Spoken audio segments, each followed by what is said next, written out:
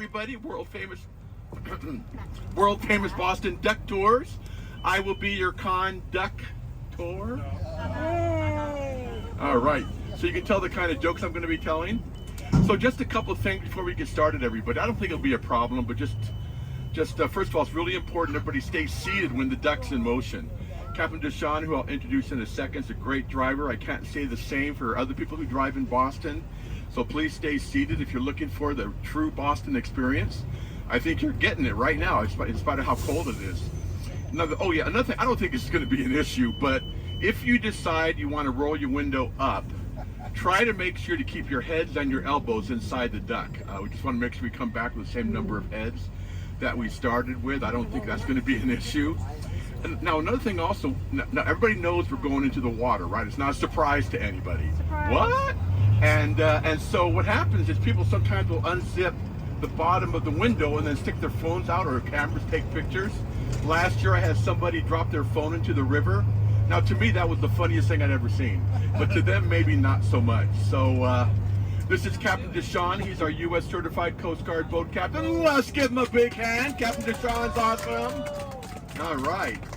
My name is Ripple. And Stillwater. You can just call me Ripple, and I don't know if you can tell by looking at me, but I like the Grateful Dead. Can you tell at all? Sort of, maybe a little. Now, how many people here have ever heard of the Grateful Dead? Raise your hand. Yay. Okay, how many people here like the Grateful Dead? Raise your hand. Okay, see, you're getting the Boston experience right now. Now, how many people here like the Grateful Dead, even if you're not taking any drugs? Raise your hand. Oh, I guess it's just you and me. Okay. All right. Anybody's birthday today? Anybody's birthday? Oh, we got a birthday girl? No? Okay. Oh, okay. Well, that's okay. Any anniversaries? Any anniversaries? Divorces? There we go. Restraining. Usually it's the wives that raise their hand. Restraining orders lifted. Anybody? No? All right. Anybody here from England? Anybody here from France? You know, you got to keep them separated, right? All right. Well, we have somebody here from England. You know, you got to apologize for winning the war. Ask them what they think we've done with the place. And, all right. Now, how many people here have ever taken a Boston Duck Tour before? Oh, we got one person in the back. I've got a couple of people. So what's going to happen, you guys, is and I've only done about 900 of these tours. What's going to happen is when we're driving around, believe it or not, people are going to wave to us and they're going to quack at us. Happens all the time. So when that happens, you know what we like to do? We like to quack at people. Now it's really fun. I'm going to show you how to do it. I'm originally from San Diego, California. Any San Diegans on my duck today? It's probably smart, right? Being in San Diego rather than being here. And whenever I go home and I see my friends, I always say the same thing. Hey, dude. So what I'd like you all to do is whenever you hear me say, hey, dude, I'd like everybody to go quack, quack, really loud and obnoxious. Can we try it? Let's give it a shot. Here we go. Ready? Hey, dude! Quack, quack! That's awesome. Hey, dude! Quack, quack! All right. That's great. Wow. Okay. So we're on Boylston Street, you guys. And this is probably one of the more well-known streets in the city of Boston. The reason it's famous, I would say the primary reason it's famous is this is the street where the Boston Marathon finishes. Now, let's talk about that for just maybe a couple of minutes. So the Boston Marathon is the oldest continuously running marathon in the world. It started in 1897, and the very first race only had 15 participants. Only 10 finished. And in those days, if you wanted to run in the Boston Marathon, you had to have two qualifications. First of all, had to be a man. Women were not allowed to run. Second, you had participated in an Olympic marathon. Now, I don't know if you guys can see the problem with that, but people had run in the, in the Olympics. They're not going to run in Boston in April. So they got rid of the Olympic part of it, but then it just became a race for men only. And then in April of 1967, excuse me, something amazing happened at the Boston Marathon. Anybody know what might have happened at the Boston Marathon, April 1967? What was that? Women. Actually, woman. So in April of 1967, there was a woman by the name of Catherine Switzer. She wanted to run in the Boston Marathon. She was on the Syracuse University women's cross country team. She wanted to run. Now I'm going to stop right there because we're going to be crossing the finish line of the Boston Marathon, so I'm going to congratulate you guys for doing that in a second here. Yeah. I'm also going to show you one of the locations of where the marathon bombing took place. Kind of sad. So just these 4 towers that you see on your left, that's where one of the bombings took place. Really terrible. I don't want to talk about it. It gets too depressing. So let's talk about crossing the finish line of the Boston Marathon. 3, 2, 1. Congratulations, everybody, on crossing the finish line. I don't know why people say running a marathon so hard, right? On your left here, this is the old South Church. This is the oldest congregation in the city of Boston. Not the oldest church, but the oldest congregation. Benjamin Franklin's parents attended there. Samuel Adams' parents attended there. Now, on your right, and we'll get a much better look at this at the end of the tour. I know that sun's shining in your face right now, but if you could see it, you would see that's the Boston Public Library. Have any of you been inside the library before? How beautiful is it inside there, right? They have over 2 million volumes of books. You know what they have there? Let me see if I can find it here. They have 75 copies of Make Way for Ducklings. Anybody ever seen this book before or know about this book? So this is the official children's state book. I'm sorry, the official state children's book of Massachusetts. We'll talk more about this a little bit later. Now coming up on your left, this is Copley Plaza. Now you can see there's a lot of construction going on here. This is normally where the marathon finishers kind of spill out. Whatever you do, never ask a Boston construction project engineer when the project's going to be complete. They always say the same thing. First of all, it's none of your business. And then they say, don't worry, it'll be done by Memorial Day. They just don't tell you what year. On your right there, that is the Trinity Church. Have any of you been inside Trinity Church at all? Oh my gosh, it is so beautiful inside there. That was built in 1877. And it is, who asked that? Yeah, it is open. What's your name? Marina? Let's give Marina a big hand for asking that question. There you go, Marina. Marina asked if it's open, and it is open to the it's open to the public. So I think it's a $10 donation to go inside, but it is beautiful inside there. Now, let's get back to the marathon. So Catherine Switzer wanted to run in the marathon, right? But she had to get an application, so she got one. But instead of writing instead of writing Catherine Switzer, she wrote in K. Switzer. And she said in the interview she was real nervous. She didn't think that, first of all, she didn't think that people would think that she was a man. And but she got a bib number, started running, and then this happened. Can you guys see this picture in the back okay? Can you guys see that? So this guy, you can sort of over her right shoulder, that is a guy by the name of Jock Semple, and he was from Scotland, and he was one of the one of the Boston Marathon sort of like big wigs when it came to, organizing the race. What he tried to do is try to tackle her and get her out of the race and try to tear off her bib number. And he said, "No women in my race, gosh darn you." I don't know if that's what he said, but you get the idea. Now, so he didn't think women were capable of running marathons. He felt that women should save their strength for when they had babies. So there you go, right? 1967, Age of Enlightenment. So anyway, so he's trying to tackle her and get her out of the race. Now this big muscly guy right behind her, that was her ex-boyfriend. And they just broke up on the way to the marathon. And so he just took old Jock out. And then so they start running, and then he starts talking to her. Maybe we should think about getting back together again. And she's like, you know what, I'm a little busy right now. And they never got back together again, but it's an amazing story. That picture, when that picture came out, it became world famous. And the reason is because what it started to do was inspire women not only to run, but also run in marathons. Now on your left here, this is the public garden, and this is created in 1837. And it's really beautiful inside there. The lagoon that you see, that is actually home to what is called the swan boats. I don't know if you guys can see this or not, but the swan boats are located there. They've been put away for the season, so this is probably the best you're going to see it. But that was in 1877 when it started. Now, have any of you ever seen a movie called Good Will Hunting? Right? You know the park bench scene? Remember Robin Williams? Robin Williams, Why I Oughta. So that was filmed in the Botanical Gardens, sort of over that way a little bit. Now, so I have all this stuff for you here. Okay.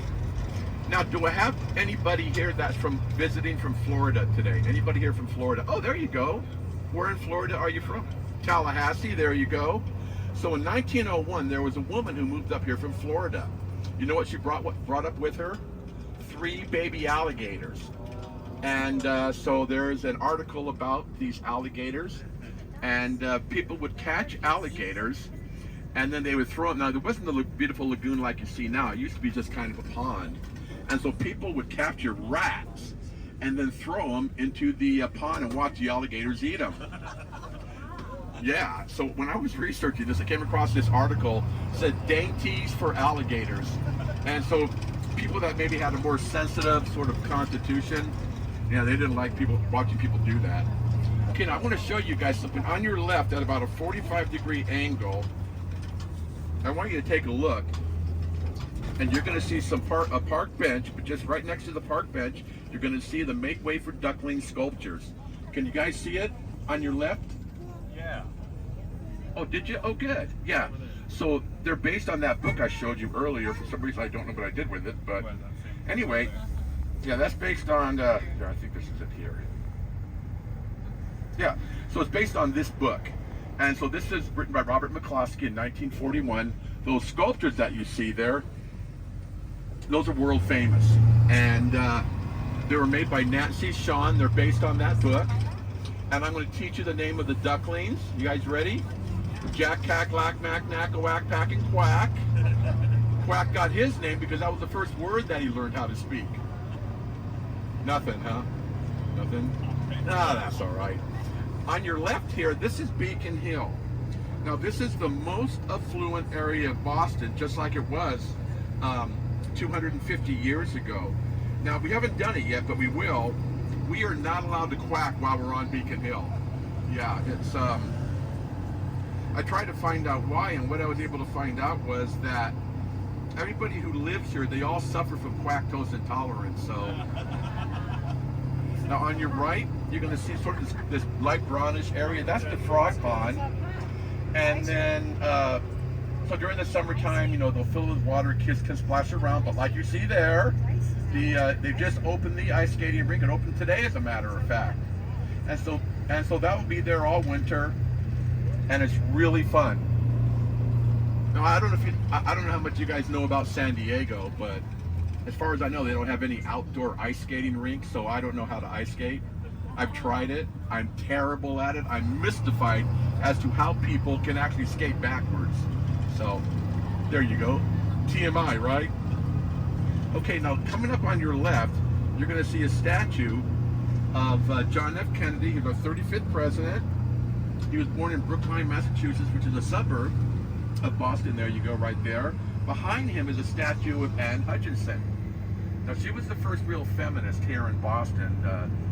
She contended with the male Puritan leadership. Eventually, she was banished. On your left here, this is the Massachusetts State House. And so this was built in 1798, and they actually call this the new State House. And so Paul Revere, Samuel Adams laid the cornerstones of this. Have any of you ever taken a tour in the State House at all? Anybody? Well, first of all, it's free. You can just go into the general hooker entrance. Nothing. General hooker entrance. Right. So if you take a tour in there, they'll take you through the what they call the Hall of Governors, and so this is a place where they have portraits painted of all the governors who have served here. Now, I've got a friend of mine. His name is Tag Romney, and he's the oldest son of Mitt Romney.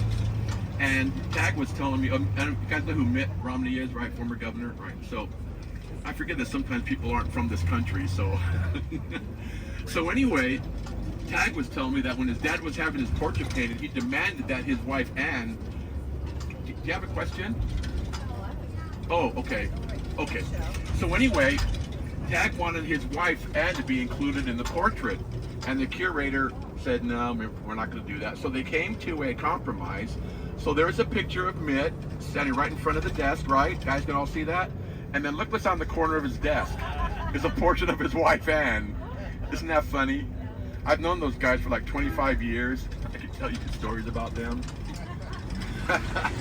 This area that you see here on your left, so this used to be the largest enclave where free African Americans lived before the Civil War. Massachusetts was the first state to outlaw slavery. That was in 1730. This is also part of the Underground Railroad. Now, if you don't know what the Underground Railroad was, that was a means that enslaved people who were living in the South would try to make their way up north to Canada. Now, do I have any Canucks on my duck today? Any Canadians? The reason they're trying to get to Canada is because slavery was illegal in Canada, and it was a very dangerous trip to go from the South, and they did everything they could to try to get to Baltimore.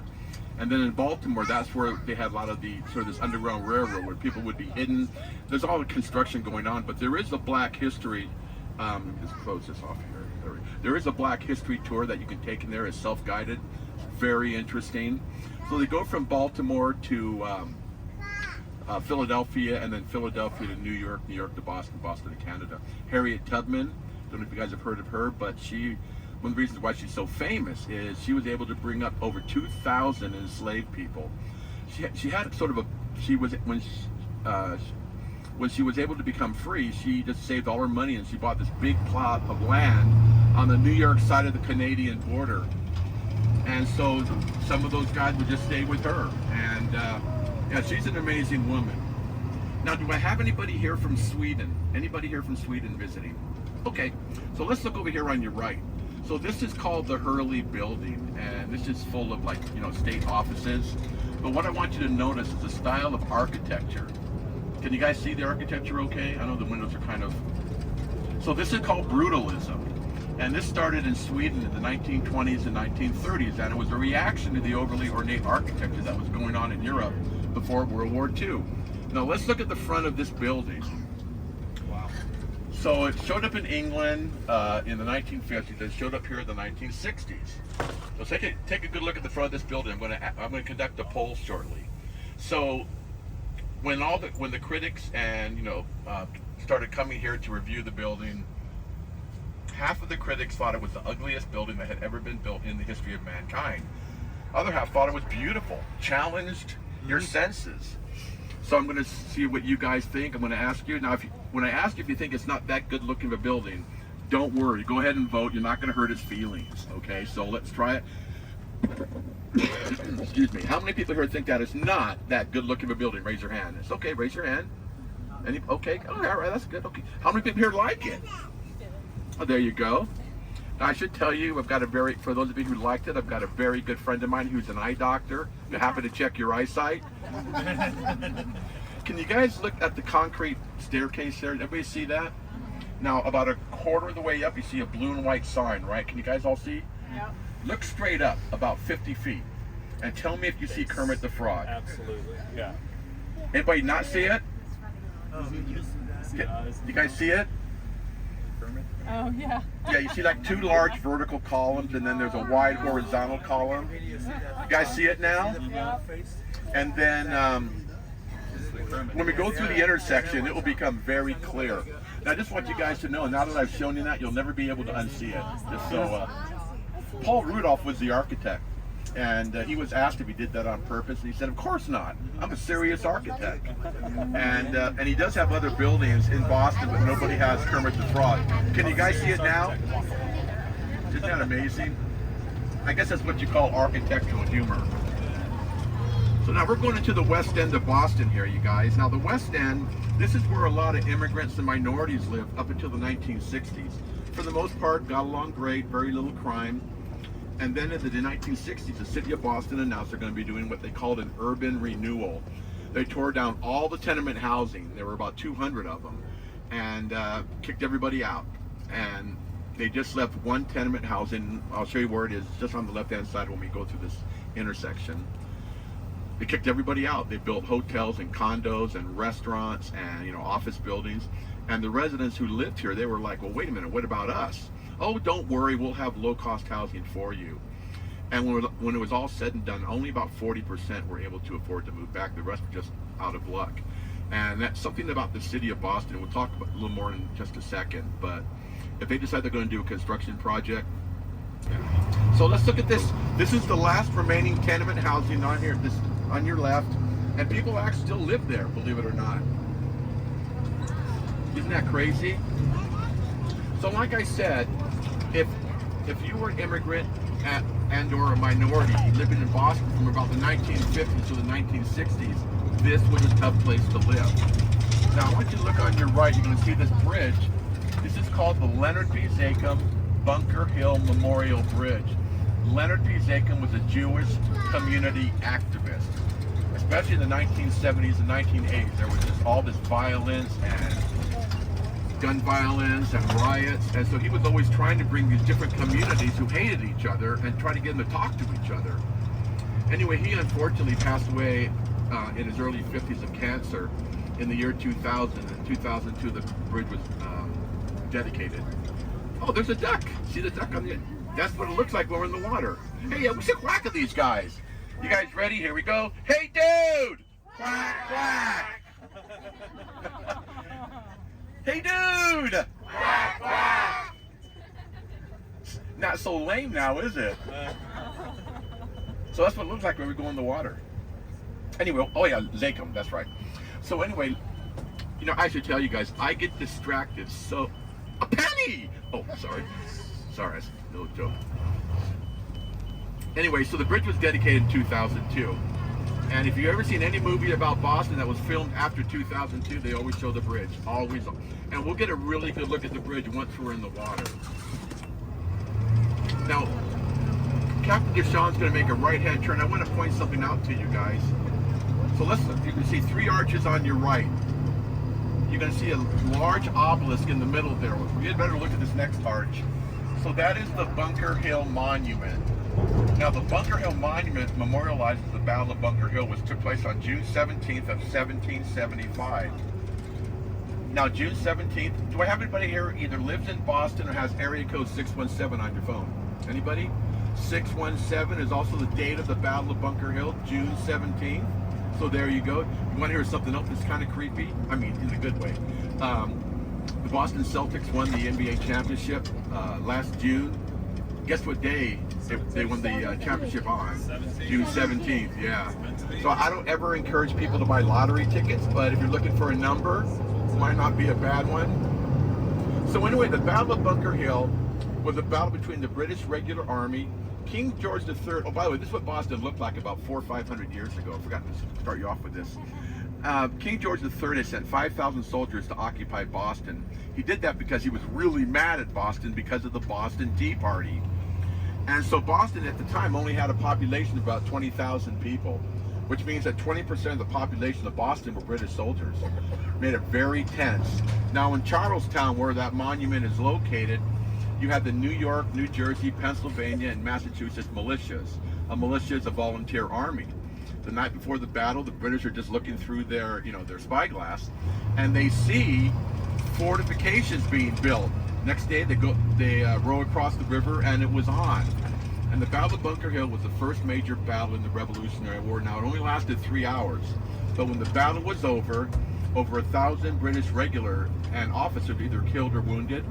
Only about 200 or 300 of the militia were actually wounded, and yet the militia lost the battle. And the reason they lost the battle, they just simply ran out of ammunition. Now, coming up on your right, this is the Lynch Family Skate Park. We'll talk about that a little bit later, but now we're getting ready to go into the water. You guys ready for that? All right. So I'm going to turn on the marine radio here. Now, this enables Captain Deshawn to be in contact with the Coast Guard and our dispatch if he needs to. So I'm going to go through the safety guidelines. I guess it's important that everybody pay attention. So if we need to leave the duck and go into the water, and just so you guys know, it's never happened, but if we need to, these windows are velcroed in.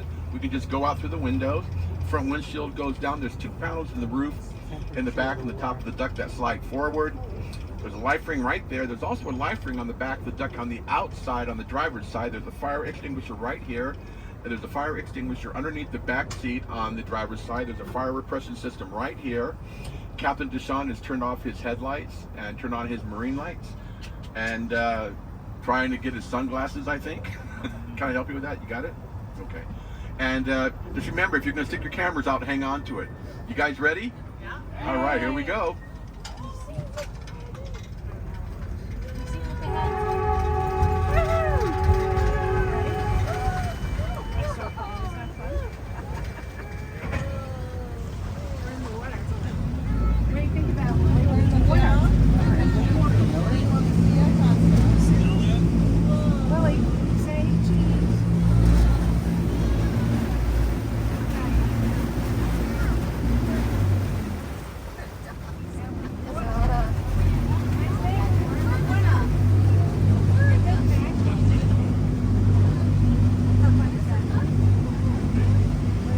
In the back hear me okay? Yeah. Okay, great. So this is the Charles River, everybody. Now the Charles River divides Boston, which is on your left side, Cambridge, Massachusetts, which is on your right side. The river itself is about 80 miles long. It starts in Hopkinton, Massachusetts. So that is where the Boston Marathon starts. So I'm going to ask you to put your thinking caps on for just a second. If a person's going to run the Boston Marathon from Hopkinton to Boston, it's 26 miles, we all know that. If a person's going to run from Hopkinton to Boston and follow the Charles River, it's 80 miles long. And the reason is because the river meanders. This goes back and forth, back and forth. Average depth, 12, 13, 14 feet, something like that. Let's look over here on your left, this brown building. Can you guys see the building on your left there? Looks like a hotel. I mean, it's kind of a hotel. They get a lot of business, and they get a lot of repeat business, extraordinarily large amount of repeat business. When you go in, when you get checked in, you get free clothing, free food, free health care, free exercise equipment. Although I have heard our guests who stay there complain that they have to share their bedroom with a roommate. Get a wonderful view of the river. What you're looking at over there is the Suffolk County Jail. Now you might be wondering, well, why does it look like a hotel? And there's a reason for it. So in 1995, the city of Boston announced they're going to build a new jail. That's where it was going to be. And everybody who either owned the buildings or restaurants or condo owners, man, they had a conniption, which by the way is one of my favorite words. And they were not happy. But you know how Boston is when they announce a construction project, guess what? So they started building it. But everybody who lived here, they all started squawking about it. And so they brought in some architects, and they came up with a design that everybody would sign off on. So that's why it looks like a hotel. Now, you might be thinking, well, what happened to the old jail? Well, that became a 5-star hotel. Yeah. So as far as I know, Boston's the only city that has a jail that looks like a hotel and a hotel that looks like a jail. So there you go. You guys like the river? Yeah. Nice, isn't it? But you know what? It wasn't. No, who said no? Oh, wow, there you go. And what's your name, young sportsman? Mikey? Let's give Mikey a big hand for liking the river. There you go, Mikey. All right. Oh, I forgot to tell you, I won't be talking to you guys on the tour, but once I talk to you, you're off the hook. So there you go. Let's quack at this duck, you guys, when they come by. Let's give them the business. You guys ready? Here we go. Hey, dude! Quack, quack! Nice. Oh yeah, so that's right, talking about the river. So it wasn't always like this. Now, like I said, Boston on that side, Cambridge on this side. Now, from about the end of World War I through 1975, Cambridge had a lot of factories and refineries and textile mills. And they just dumped all that raw pollution into the river. Raw sewage, yuck, right? Into the river. And this became what is called a dead river, which means the reason that Captain Deshawn just honked the horn is we're going to be going into the upper basin of the river, and there's a blind corner just right over here. So he's just letting people know that we're coming. So this became a dead river, which means no waterfowl, no fish, nothing can grow on the bottom. And then in 1975, the Environmental Protection Agency comes up to inspect it. You go all up and down the 80 miles, and they tell the City of Boston, Charles River Watershed Association, Parks and Rec, You guys got to clean this up. This is terrible. And so they spent the next 10 years working on this river, and this is now the cleanest urban river in the entire country. Yeah, over 20 different species of fish, all kinds of waterfowl, stuff growing on the bottom that's supposed to be growing on the bottom. You can go fishing here. You can even eat the fish you catch here. What else? Oh, you can go swimming here. You have to get permission. I wouldn't recommend it. Although, like back in June, I don't know where these guys were from, but they're like, hey, if we bring our jet skis, can we go up and down the river? No, you can't do that. So, anyway, see here. Okay, now's time for more fun. So what we're going to do at this point is we're going to invite our young friends to come up, sit in the captain's seat. Captain John's taking a break. So the way we're going to, no, is that okay with everybody, the young friends? Okay, good. So the way we're going to do it is we'll start on this side, and we'll just work their way down. I'll just ask, do you want to come up? Now, I won't try to talk them into it. That's for you guys to do. And make sure they come up with a camera or bring it up with them, and then I've got a really good angle here. You guys ready? We'll do this side and then this side. You want to come up? Let's give Mikey a big hand here. Come on up. Have a seat, Mikey. Put your hands on the wheel. What are you doing? Give a big smile for me, Mikey. Hey, look where you're going, though, pal. Look where you're going, pal. Who are you going to drive the boat? Mikey's a very serious boat captain. All right, Mikey, nice work. Let's give Mikey a big hand here. I've got something for you here, Mikey. There you go. You're welcome. Did you want to come up? All right. Now, what's your name? What is Maya? This is Maya, everybody. Let's give Maya a big hand here. There you go, big smile. Oh, you have a beautiful smile. But look where you're going. I love that joke. You know what's going to happen, Maya? About 10, 15 years from now, you're going to say to your family, you really want to be a boat captain, but I don't know why. Come on down, Maya. Let's give her a big hand, everybody. There you go. You're welcome. Did you want to come up? Okay. You want to come up? Yeah. I'm really bad at guessing ages of people, so. And what's your name? This is Sophia, everybody. Hop on up there, Sophia. I like your hat. There you go. Yeah, there you go. Sophia, can you give me a big smile? Oh, nice. There you go. You know, I always have a bunch of jokes, but my very favorite one is when I tell people to look where you're going. All right, Sophia, nice job. Come on down. Let's give her a big hand, everybody. Watch your step. Sophia, I've got something here for you. There you go. You are welcome. Okay, who's next? Come on up here. Bring a camera. All right.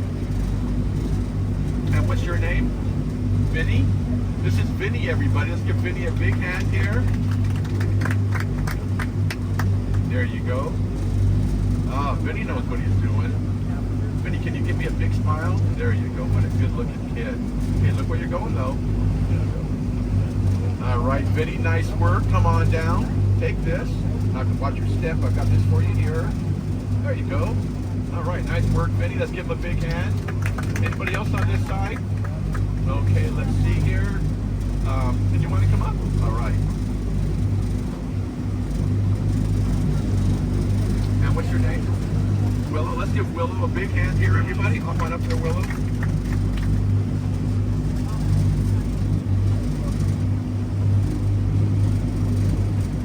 There we go. All right, Willow. Big smile for me, Willow. It's the sunglasses that pull it all together. All right, Willow, looking good. Doing great. Willow, will you just stay there for just a minute or two? I want to talk about something else, but go ahead. Yeah. You guys, coming up on your left, you're going to see a nice view of the State House. Can you guys see it? You'll see it in just a second. Can you guys see the State House? Anybody not see it?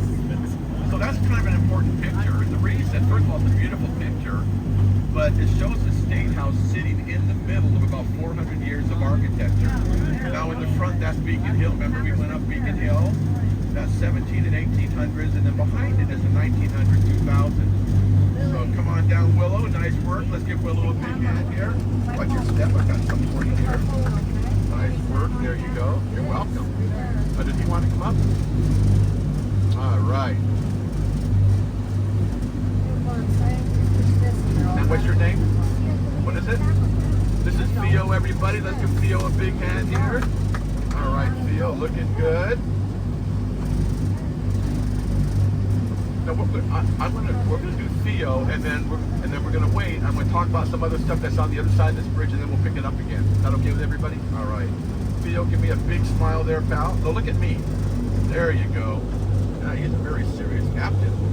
Come on down, Theo. Nice work. Let's give Theo a big hand here. Hey, Theo, don't forget Theo. Theo. There you go. All right, you're welcome. Okay, so we'll pick it up just when we're on the other side of the bridge, but I do want to point out a couple of things to you. So first of all, this is the Henry Wadsworth Longfellow Bridge, named after, believe it or not, Henry Wadsworth Longfellow. This was now, originally, this would connect Beacon Hill over to Cambridge. Now this brown building that you see on your right, looks like there's a white golf ball on the top of it. That is Massachusetts Institute of Technology, MIT. Now and the white golf ball looking thing, that is the Doppler radar system that was invented at MIT. Now I should tell you that I don't like MIT. 30 years ago I applied to business school there, they didn't accept me, so we're just going to move on. This building looks like stacked books in the middle of the river there. Guys, that's Boston University. That's where Dr. Martin Luther King received his PhD. They did accept me, so they're awesome. Now these two tall buildings on your right, the sort of the smaller one on your right, that is one Dulles Street. That's the tallest residential building in New England. Now just to the left of it, or again, just to the left, that is the Prudential building. Remember, that's where we picked you guys up. Now in the very top, you have the Sky Lounge. Now on a day like today, even though it's cold, I would recommend going up there, and if you decide you want to go up there and get a nice view of the city, it's only $10 take. Go get your duck ticket, you get $10 off. Nice, yeah. Now that building that you see on your right, that is the Community Boating Center. And people can, rent kayaks or canoes or sailboats. But what's really fun about that place is that if you're a kid and you live in Boston and you're between the ages of 10 and 18, you can learn how to sail for $1 a summer. Yeah, isn't that crazy? You pass that back. All right. Now on your right, that brown building, you see that is the Massachusetts Eye and Ear Infirmary, and that is the #1 specialty hospital in the whole world. And you guys know who Adele is, right? Remember when she's having a problem with her voice? That's where she went. Could have gone anywhere in the world. This glass building that you see there, that is Massachusetts General Hospital. Now that is the #1 research hospital in the whole world. And what they're trying to figure out is a cure for cancer. That's what they're working on. And it's also one of the top 10 best hospitals in the world. You know how I know that? I had a relationship with that hospital. You know what they took from me?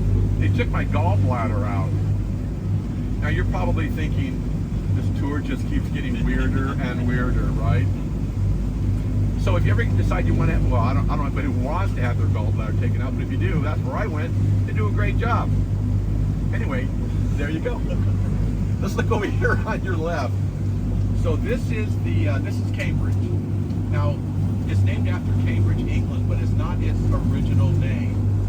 So Cambridge, when the Puritans showed up here in the 1630s, and let's see where it is, here we go. When they arrived up here in the 1630s, Boston was very small, only had about 1.5 miles square. And so what had started to happen is, just within 6 months of them landing here, which was in 1630, hundreds and hundreds and hundreds of Puritans started showing up. Moved west, cleared land, filled in swamps, made little Puritans, and they finally decided they wanted to start a town. Now the thing about the Puritans is they were hardworking, educated, ambitious, religious, judgmental, but not overly creative. And so they wanted to start a town, didn't know what they're going to call it, so they ended up calling it the New Town. That's what it was called, the New Town. Now one thing about Puritans, they really believed in education. They believed that all the men, women, and children should all be able to read and write and spell. Because you got to do that if you're going to study the Bible every single day, right? So they also believed in higher education. So they wanted to start a college. Same problem. Didn't know what they're going to call it. So they called it the College at Newtown. That's what it was called. Now, a few years after that, a very wealthy minister shows up. Because he and his wife, no kids.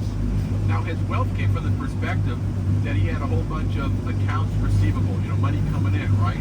Excuse me. And, but he also had about 400 books, which in those days, huge. And somebody told me on a tour one time that the cost of a book in today's dollars would be like the average cost of a new car. So, yeah, but he was only here for 2 months. And he passed away of, in those days, what is called consumption. Now, in today's vernacular, that would be tuberculosis.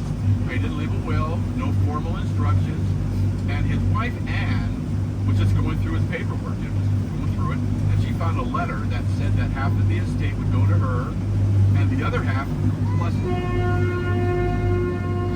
Shoot! That's my fault. Shoot. Anyway, half of the estate would go to the college at Newtown plus those books. And that guy's name is John Harvard. And that's how Harvard got its name.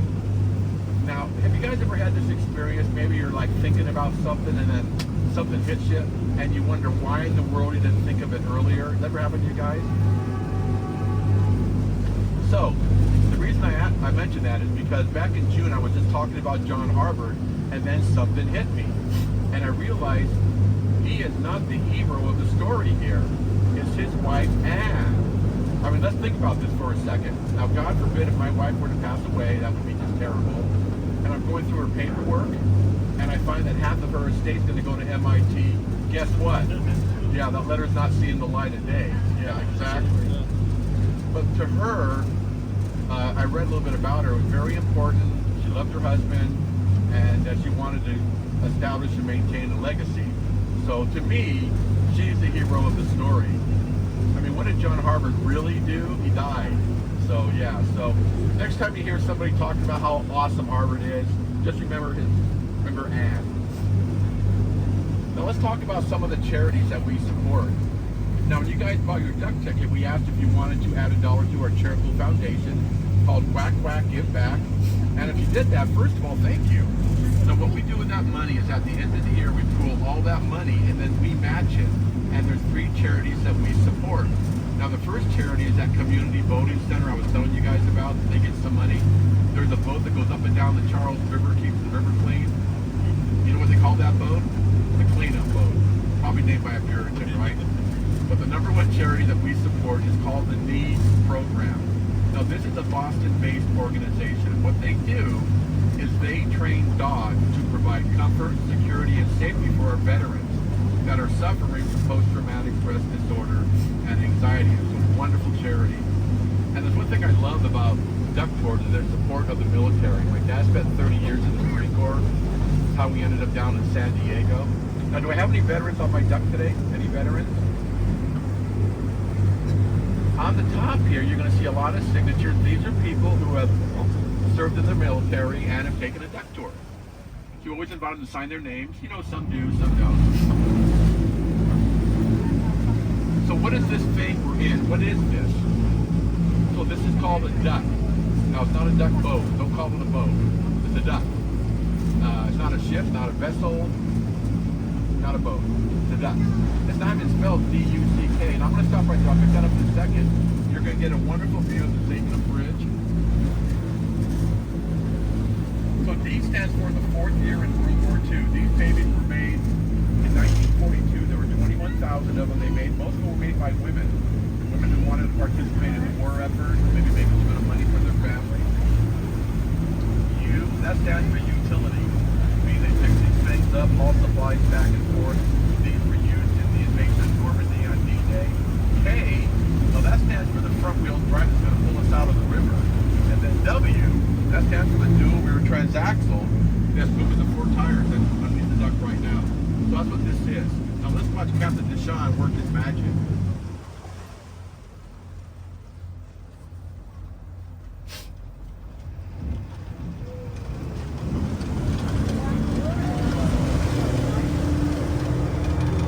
Let's give it up to this guy, huh? Nice job, Captain Deshaun. Man, you could not pay me enough money to drive a duck. No way. I don't have the temperament for it. Excuse me. I learned how to drive in Southern California. Somebody honks at you there, you might get shot. Here, if you burp too loud, someone's going to honk at you. So let's look over here on your left. So this is the Lynch family skate park. Now, do I have any skateboarders or former skateboarders on my duck today? Any? I always tell people the reason that I didn't get into MIT is because I didn't wear a helmet when I was riding my skateboard. That's what I tell people anyway. But let's talk about the skate park. So it's one of the largest outdoor skate parks in the country. Very popular. They have tournaments here all the time. People come over from Western Europe, participate in tournaments here. But what's fun about that place isn't so much like you know, how big it is or what it looks like, is how it came into existence. Now, do you guys remember I showed you that the Make Way for Duckling sculptures? You guys remember that? So they were sculpted by a woman by the name of Nancy Shun, and she has sculptures all over the city. She was very popular here. And what was happening is skateboarders were practicing their tricks and their routines on her sculptures. Now you can imagine, probably not very happy about that, probably had a conniption, right? But she didn't call the police. She didn't go down there, why you kids, stay off of my lawn. I always like to do that, lawn. And,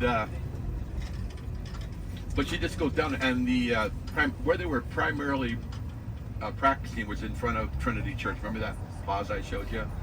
And so she just goes down there and says, why are you guys doing this? You're ruining my sculptures. And so those clowns told them that, they said, well, we don't have a place where we can skate and feel safe. Now, if I were talking to those guys, knowing what I know about skateboarders, no way I would have believed that. But she did. And she said, well, maybe we can do something about that. So starting in 1980, she got the city of Boston to locate that property. Now, it was really polluted. She got the city of Boston to clean it up, which in those days was no small task. She then got, anybody here wearing Vans shoes or Vans shirts, anybody? She got Vans in 1980 to donate $1.25 million. In today's dollars, that would be about 3.2 million. She got the Lynch Foundation. Now, the Lynch Foundation is affiliated with Peter Lynch, very successful investor with a company called Fidelity Investments. His foundation donated $800,000. Today, that's about 1.7. You guys know who Tony Hawk is, right? $5,000. She got over 100 different people to donate money for that skate park. And now those kids have this wonderful skate park, and it's literally because of Nancy Shun. She's still alive. She's 96 years old, doing great. So at this point, I'd like to find out where everybody's from, if that's okay. Well, I'm going to ask anyway. So, anybody here from outside of this country? Anybody? Oh, okay. Where are you from? Ireland. Let's talk about Ireland for a second. So when people come and visit Boston, the number one people that come from is from Canada, and then India, and then China, and then Ireland. A lot of people come here to visit. Anybody else from outside the country? Anybody else? There's our Irish friends here? All right. Anybody here from the West Coast? Anybody? West Coast people? Nobody? That probably makes sense. Rocky Mountains, Utah, Arizona, Colorado? Nobody? Pretty homogenous. I went to school at the University of Utah. That's where I got my bachelor's degree. I guess I'm the only one here. How about the South? The South? Oh, there we go. In the back, where are you from? North Carolina. North Carolina? Are you guys college sports fans at all? Used to be. Used to be? Yeah. So who would you say is your arch rival? Duke. Duke? Yeah, Duke. Anybody here graduate from Duke? Okay, good. Thank Here's God. a joke. Thank God. You guys We ready? have a problem. It's a good one. Yeah. How do you get a person who's graduated from Duke University off your porch? You give them $5 and thank them for delivering your pizza. Oh. That's a good one. Jokes are always funnier when you explain them. The only job that somebody can get who's graduated from Duke University is delivering pizza. Anybody from the Midwest? Midwestern people? No. East Coast people? There we go. Where are you guys from? Rochester, New York. Nice. You guys just visiting for Thanksgiving? Is that what you? Nice. And who else is from the East Coast? I thought. Yeah, where are you guys from? New York City. I'm Welcome. From here, so you Anybody else from on the East Coast? Where are you from? I'm sorry? Hey, those guys are from New York City. Do you know them? Anybody else from the East Coast? In the back, where are you? Long Island. Long Island. All right. You know, they're from Westchester. Do you know them? No. Oh, huh. Oh, okay. All right. I want to show you guys something here. On your left, this is Causeway Street. Now, Causeway Street goes all the way down into what is called the north end of Boston. This is the north end on the map. Now, the north end, that's the most historic area in the city. Lots of different groups of people have lived there. You have Irish people, German, Spanish, Portuguese, Jewish people have lived there. Now it's mostly Italian people who live in the north end. Now, have any of you ever eaten in the north end? How good is that food? It's crazy, right? They have over 100 different kinds of Italian restaurants there. They have, and it's just amazing. You have two kind of popular pastry places. You've got Main Street and Mike's. I'm sorry? I didn't hear you. Best restaurant? Well, it depends on when you go, but I would say probably, I can't remember now. I'll tell you in a second. Boba's, another pastry place. Umberto's, that's the name, Umberto's. They closed at 3:30, just in case you're wondering.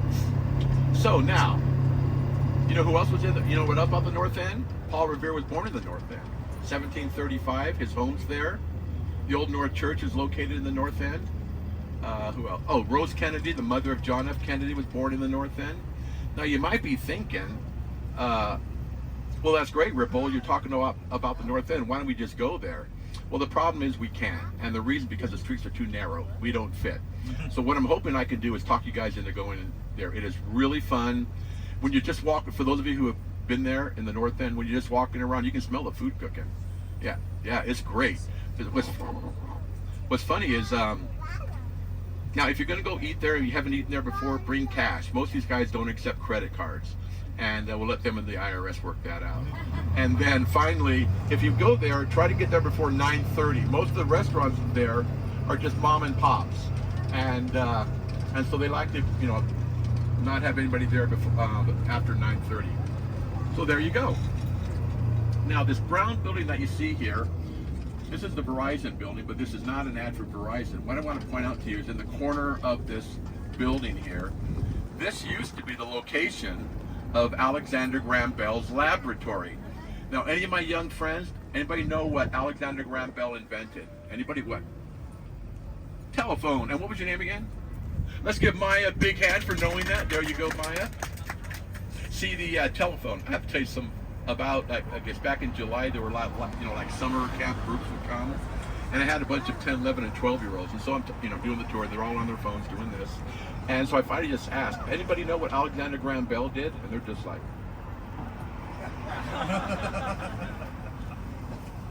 his mother-in-law and his wife were both hard of hearing. And so he wasn't trying to invent a telephone per se. What he was trying to do was invent a device that people who were hard of hearing could communicate with each other. And just what happened basically is he had a receiver on his end. There was a wire that went over to a speaker where his assistant Watson was working. He just spilled some on himself, said, Watson, come here. And this time Watson heard it through the speaker. That's how it was invented. Yeah, it's really... Another thing he invented was a way to, a machine that would identify metallic objects in the body. And if you see those things today, those are metal detectors. So, now I want to show you guys something here. If you look straight ahead and just to the left a little bit, you're going to see a red brick building, and then just to the left of that is the old state, Old North Church. Can you guys see the white steeple? Everybody see it? That's the Old North Church. Now that was the means that Paul Revere used in order to let everybody know what the British were going to do on their way to Lexington and Concord. Robert Newman, he was the guy that was holding the lanterns. Paul Revere already knew what the British were going to do. They're going to go by water, and but he just wanted everybody to know in case he didn't make it. So there you go. Now on your left here, this is called the Blackston Block. This is the oldest strip mall in the country. Now on your left you have the Bell and Hand Pub, and that is the oldest continuously run bar in the country. And Now, these 6 beautiful green towers that you see, that is the New England Holocaust Memorial, and then behind that is the Union Bar, or the Union Oyster Bar, and that is the oldest continuously run restaurant in the country. Now, coming up on your left, this large brick building that you see, that is Faneuil Hall, and that is the #1 tourist destination in the city of Boston. Now, just to the left of Faneuil Hall is the Sephora cosmetic store, right? Sephora providing the foundation for our founding fathers, right, everybody? I love that joke. My wife hates it, but all right. So, now this building that you're going to see on your right, and then you'll see it on your left, that is the old State House. Now, remember I told you about the new State House. This is the old one. This was built in 1713. And right where these people are gathered, right in front, this is the location of where the Boston Massacre took place. Now, that was on March 5th of 1770. This is where the British government, before the Revolutionary War, would just manage all the colonies. You had 2 soldiers that were just standing in front, just, for the most part, minding their own business.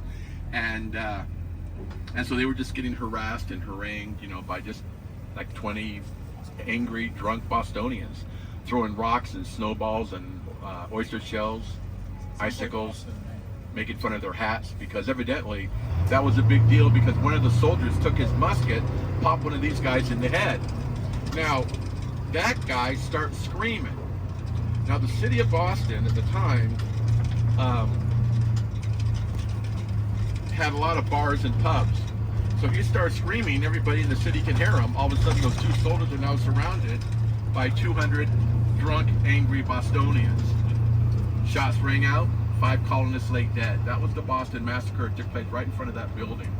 Now, on your right, you're going to see the big golden teapot. Can you guys see the teapot? So that is called a pictograph, and that is a way to advertise a business.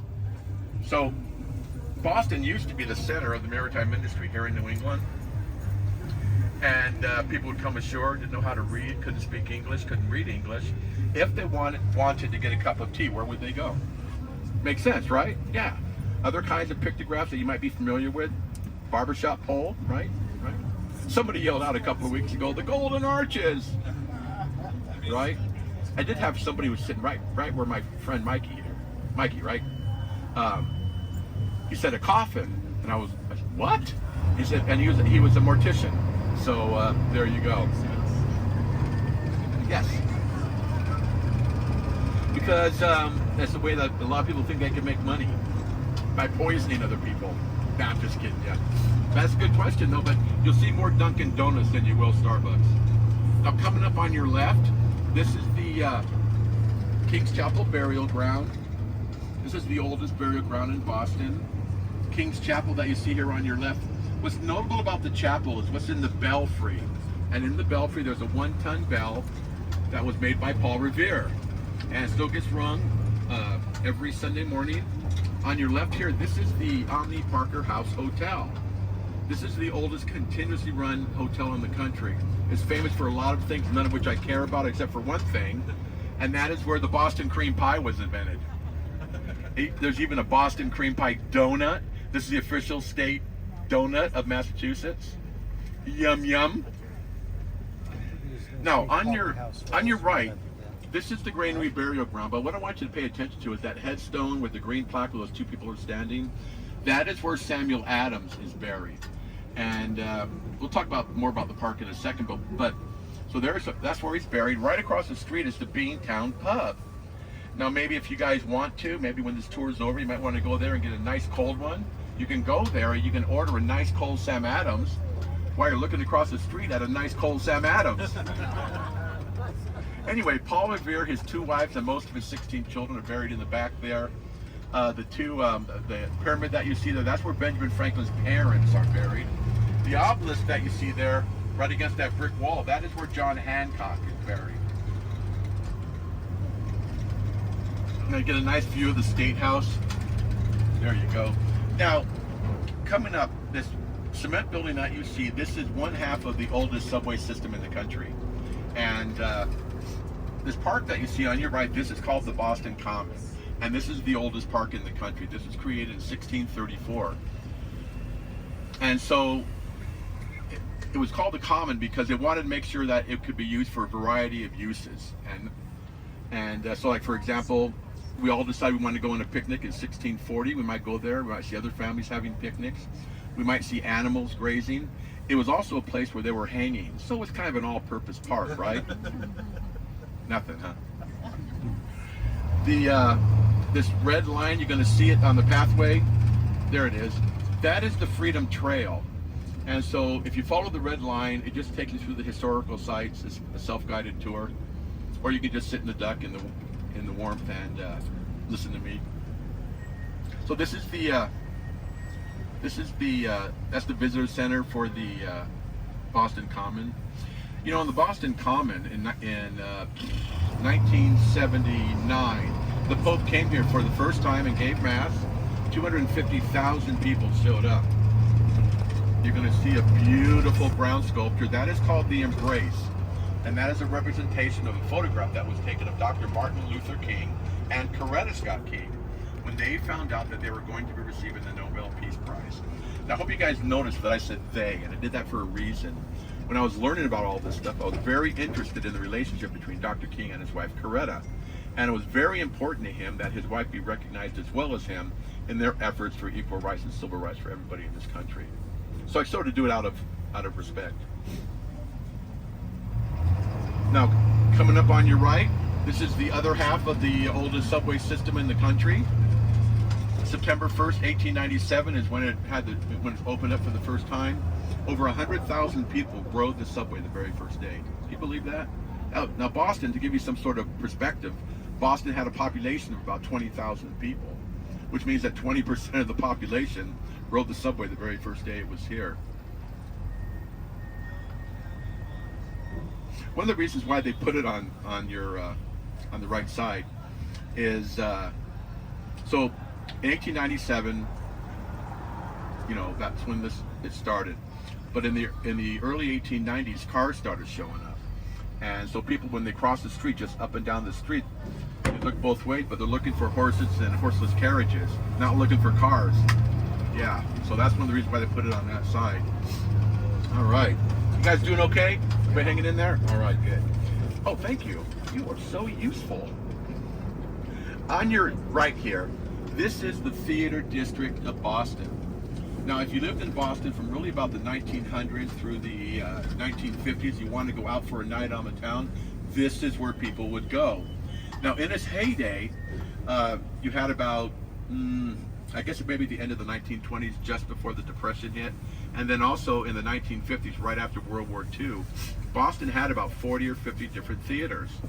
And very popular. It's been whittled down now to about 14 different theaters, but it's still very popular. People go to the theater here all the time.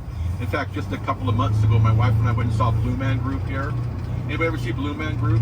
How weird is that? So weird. I liked it. My wife didn't like it. I'm sure she's thrilled that I'm talking so much about her right now.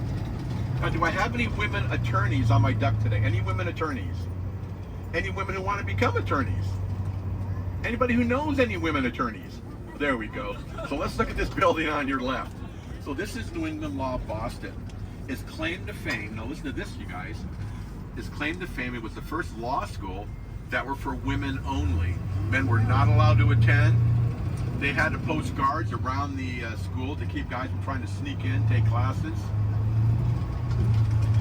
Now, it was founded in 1908 by Arthur and Bertha McLean. In the early 1900s, it was virtually impossible for a woman to become an attorney here in the city. And they put up all these like roadblocks or keep women from trying to take the bar exam. Now, Arthur McLean was a law professor. He was a big supporter of the women's suffrage movement here in Boston, you know, giving women the right to vote. He had a very strong reputation. Two women came up to him, said, "We want to become lawyers, but no one will train us, no one will get us ready for the bar exam. Would you help?" You know what he said? Absolutely. So he trained these two women, got them ready for the bar exam. They both took the test, they both passed. And then his wife Bertha said, "You know, I think we might be on to something here." And so the school was founded in 1908. It was originally called Portia Law School. Now, Portia gets its name from Portia, who's a character in William Shakespeare's play, The Merchant of Venice. And then in the 1920s, there really weren't enough women going to school that would generate enough revenue to keep school going, and so that's when they started allowing men to attend the school. It's been in business ever since. But I got to tell you guys the funniest story, and this is absolutely true, and you can tell it because I don't have a good ending for the story. So remember when I asked any women here who want to become attorneys? And just so you guys know, nobody ever raises their hand, just so you know. But one time, there was this girl that was sitting right where my friend here with the BC jacket on, which means Boston College. Are you affiliated with BC? Oh, nice. And what's your son's name? I don't know who that is, but and what's your name? Let's give Alan a big hand for having a son who plays for Boston College. There you go. Anyway, where Alan's sitting, there was this girl that was sitting right there, and she looked like she was maybe in her early mid-20s, and then there was a sort of an older woman who was sitting right next to her. Turned out to be her mom. So when I said any women who want to become attorneys, the girl raises her hand, and I was like, what? And she said, yeah, my mom and I are here looking at law schools. And so we just started talking just a little bit, and you could see that mom was very interested in what we were talking about. And so I started talking about New England law of Boston and its history of supporting women's rights in the city. And so when it was over, we came to a stop, just like what we just did. It was kind of quiet. And she leaned over to her mom, and everybody sort of around here could hear her say, Mom put that school on my list. I want to check it out. Cool, right? You should have seen the look that Mom gave me. She was like shooting laser beams at me. And she gave me a look like I had just kicked her puppy. And I've been married going on 28 years. If my wife ever gave me that look, I would know that my life was over. On your left here, this is the 200 Clarendon Street building. This is the tallest building in New England. Got some good looking people looking at you there.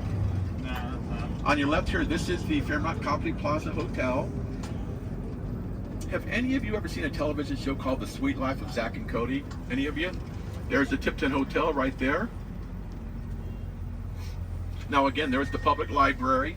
So, it's not that far from where we drop you guys off. So if you're looking for something to do that doesn't cost a whole lot of money, just go to the library and then take a tour in there. It's really fun. In fact, the library has over 2 million books there. It's the third largest number of books in the country behind Library of Congress, Harvard, and then these guys. Check out the Old South Church, and then check out Trinity Church. All right. So we're coming up on the end of the tour. But first of all, let's give it up to Captain Deshawn, right? Did a great job. He's awesome. I call him the Major League Duck Driver. I'm a big baseball fan. And when do you notice an umpire? When they screw up, when they make a mistake, right? That's why I call him a Major League Duck Driver. Now, I didn't time it right, so I'll just give you a 30-second quick story. And so, anybody know why Boston got the nickname Beantown? Puritans didn't believe in working on Sunday, so they cooked all their beans on Saturday. People come ashore, said it smelled like beans. I'm just telling you, that's just what I read. Okay, so when we come to a stop, just a couple of things, you guys. First of all, please let me and Captain Deshawn leave first. We're going to lower the ladder, and now, sometimes the steps get wet. It's not slippery or anything, but just be careful going down. Make sure you grab all your belongings. So let's start at the top. We've got caps, hats, glasses, sunglasses, fanny packs, backpacks, bags, purses, sweaters, jackets, water bottles. If you have children and you want to keep them, you probably ought to take those with you as well. And finally, if you guys feel so inspired, gratuity for me for a narration well done is always appreciated. And I don't know if you guys could tell, but I had a really good time with you guys. So thank you very much. And let's do a final quacking. You guys ready? Here we go. Hey, dude! Quack, quack! Have a great day, you guys. Thanks for taking duck tours.